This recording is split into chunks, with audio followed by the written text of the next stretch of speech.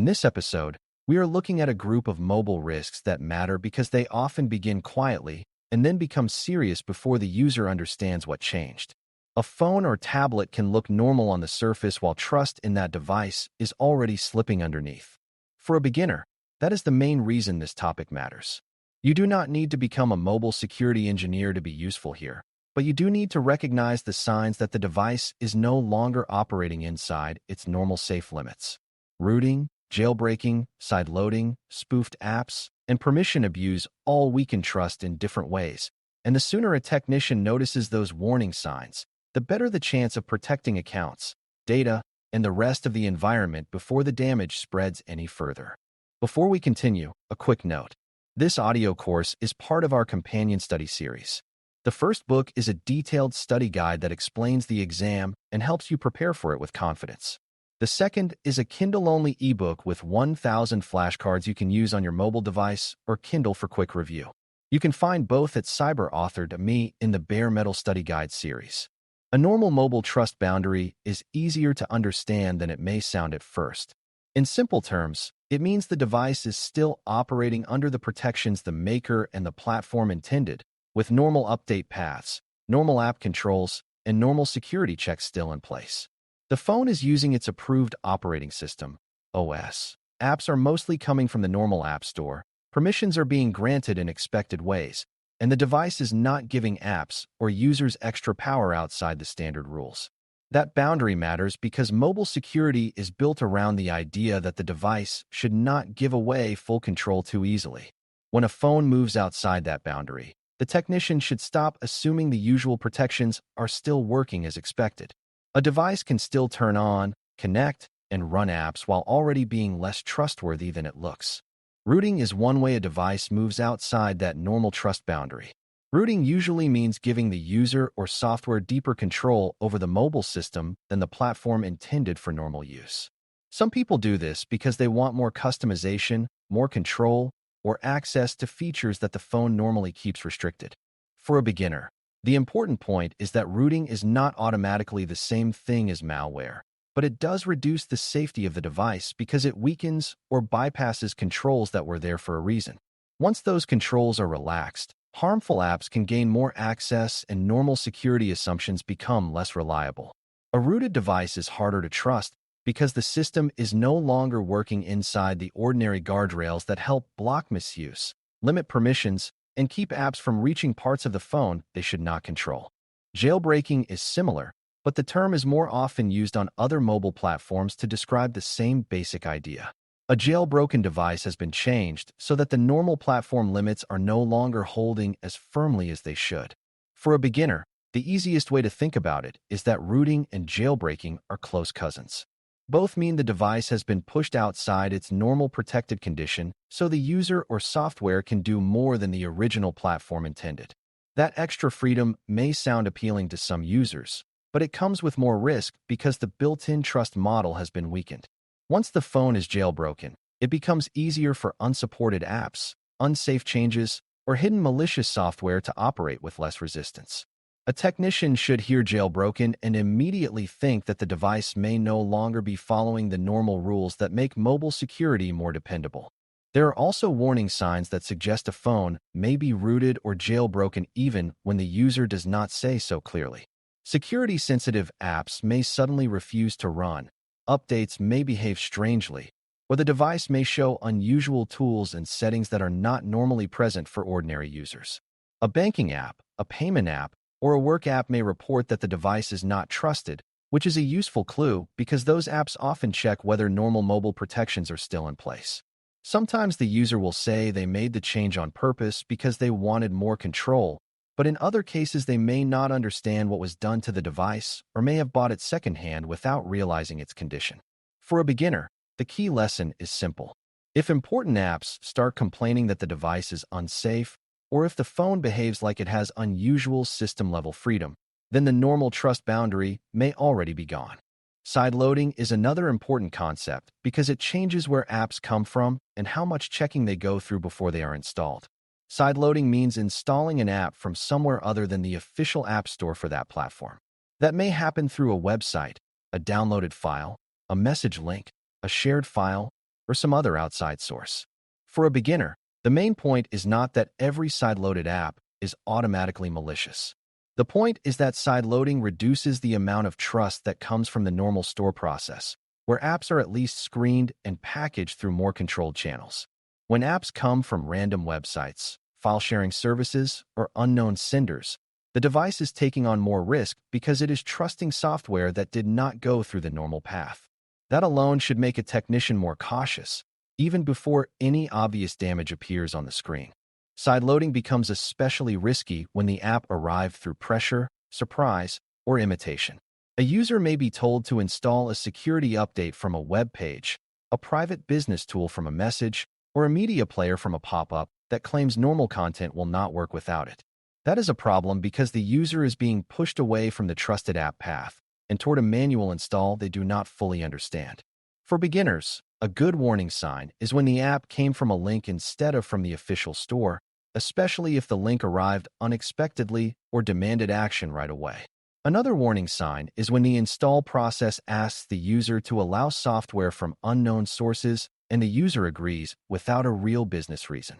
A device has moved outside normal trust boundaries when it starts relying on random links and downloaded install files instead of the usual controlled app path. Spoofed applications create a different but closely related risk because they are built to look like legitimate apps even though they are not. A spoofed app may copy the name, icon, colors, or general appearance of a bank, chat tool, payment app, delivery app, or company tool so the user feels comfortable opening it. For a beginner, the important thing to understand is that a spoofed app does not have to look bad to be dangerous. In fact, the better it looks, the more likely it is to trick someone into trusting it.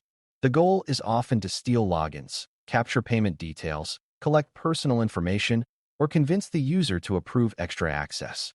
A technician should pay attention when an app looks almost right but not fully right, or when a user says they downloaded something that looked official but came from a message or a search result instead of from the store they normally use. There are also behavior clues that make spoofed apps easier to recognize once they are installed. A fake app may ask for login details immediately without offering the normal features the real app is known for. It may have weak spelling, odd screens, missing menu options, or a setup flow that feels rushed and too focused on collecting information. Sometimes the icon is slightly off, the name is close but not exact, or the developer information does not match what the user expected. For a beginner, the main lesson is that a spoofed app often works hard to gain trust fast, and then starts asking for more than it should. A real business app usually behaves in a way users can verify through normal channels. A fake one often depends on speed, confusion, and appearance more than on real functionality. Once the user has typed passwords or payment details into that app, the damage may already be moving outward beyond the phone itself. Malicious mobile apps are the broader category that includes spoofed apps, but also goes beyond them. A malicious app may hide, show too many ads, steal information, track location, watch messages, abuse contacts, or keep reaching into parts of the device that do not fit its real purpose. Some malicious apps pretend to be useful tools. Others look like games, coupon apps, phone cleaners, battery savers, or free utilities that promise quick improvements. For beginners, the key point is that the app does not need to look openly evil to be a problem. It only needs to convince the user to install it and keep it running long enough to start collecting data or weakening the device. A technician should think about malicious apps as software that takes more than it gives. If an app's behavior seems far more interested in access, tracking, and control than in its claimed purpose, then it may already be doing harm. Permission abuse is one of the clearest ways malicious or badly designed apps reveal themselves. Apps often need some permissions to work properly, but the requested access should match the job the app is supposed to do. A map app needing location makes sense. A camera app needing camera access makes sense. A simple flashlight app asking for messages, contacts, microphone, and location at the same time should raise concerns because that much access does not fit the claimed purpose. For beginners, this is one of the best habits to build. When an app wants permission, ask whether that permission matches what the app actually does. If the answer feels weak or confusing, the app may be asking for access it does not truly need.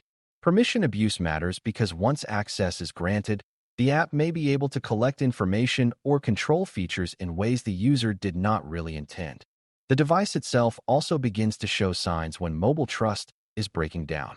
The battery may drain faster than normal. The phone may run hot while idle. Data usage may climb without a clear reason, and pop-ups or unexpected screens may start appearing more often.